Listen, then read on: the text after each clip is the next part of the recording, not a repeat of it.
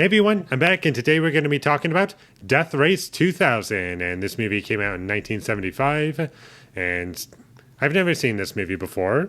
I've heard of these Death Race movies, and apparently this one was supposed to be good, and I checked it out, and I had fun while watching this movie. It's very cheesy, very ridiculous, and over the top at times, and violent, which was fun. And for a 70s movie, I think it was pretty violent for the time. I'm not sure what the goriest film at the time was in 1975, but I was surprised by the violence in terms of how much there was. And although none of the blood looked like blood to me, it all kind of just looked like red paint at best.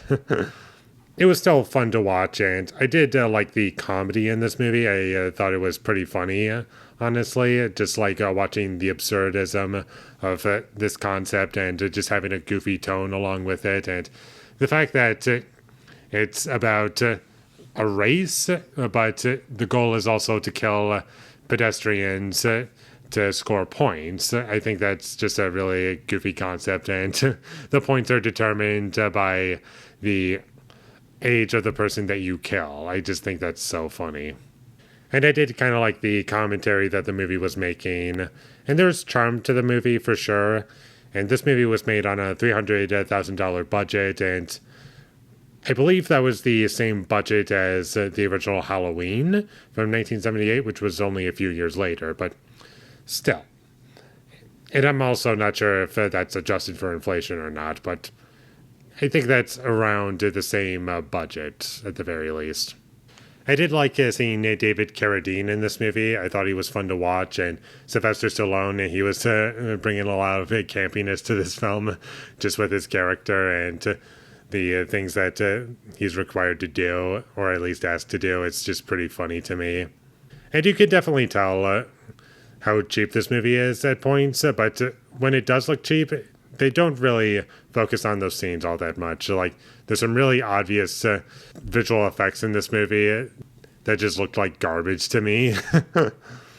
And also, these sets are pretty obviously sets, and they just look like big rooms, and they just had a room and decided to make use of it, and it just looks very obvious that they were just using it for like a day or so. And one of my favorite lines from this movie was almost kind of disposable, but at the same time it was pretty funny. It's when Sylvester Stallone is just upset at one guy for wasting his time, and he's like, "You got 2 seconds to live." I thought that was pretty funny, and the pacing for this movie was pretty quick. I was surprised by that. It was also nice and short, just under an hour and a half. That was always nice, and it doesn't waste any time and just delivers on what you would want. And sure, there's a couple like subplots going on in this film, but they all feel important. And in terms of issues that I have with this movie, I do feel as though the ending for this movie was pretty cheesy. And I know that the whole movie is pretty cheesy, but the ending just took it way too far, in my opinion, just how information was presented. And this movie did remind me a lot of The Hunger Games while I was watching it. It's pretty much the same concept, but just done in a way that I was able to enjoy a lot more. And it's campy, it's silly, and I feel like that's the way to do it. Like, if you don't have a goofy tone going on, it can be a little difficult to sell the idea of this concept because it is so ridiculous. Not that you can't take it seriously, and like there's no way to make a serious movie out of this, but I feel like a goofy tone makes it a lot more entertaining, and with it you can just exaggerate to whatever extent that you want, and it just makes it more fun. And there's a couple other issues that I have with this movie. The music was definitely going for a certain tone, and was kind of making me laugh. And there were points where I was wondering, okay, the fact that this TV station is just recording everything that these racers are doing, not just like how fast they're going, but also the age of the people that they kill. Like, are they always watching them? Are there just cameras everywhere? Like, what's going on here? I have to imagine that there are points where they don't have cameras, but it was just one of those things where it just felt very inconsistent. Like some scenes they had cameras everywhere, other scenes they had cameras nowhere, and it just kind of bugged me a little bit. And I can't believe I haven't talked about the race scenes in this movie. And pretty much that's the whole movie. It's just them racing. And it just gets right into what you would want to see.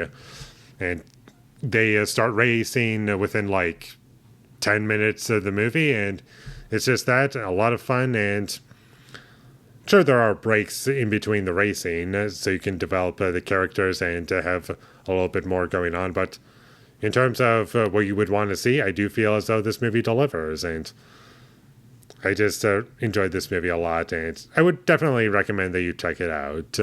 It's very cheesy, over the top, but it's done so in a way that I like. So check this movie out whenever you get the chance. It's currently on Amazon Prime, and with all that being said, I'm going to give Death Race 2000 a 6 out of 10.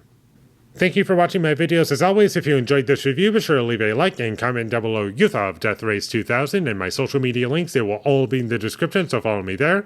And last but not least, subscribe to be a part of Foley Nation, and I'll see you when I get my next review up, and that is going to be for Aragon. I've seen this movie once before. I believe I saw it in theaters.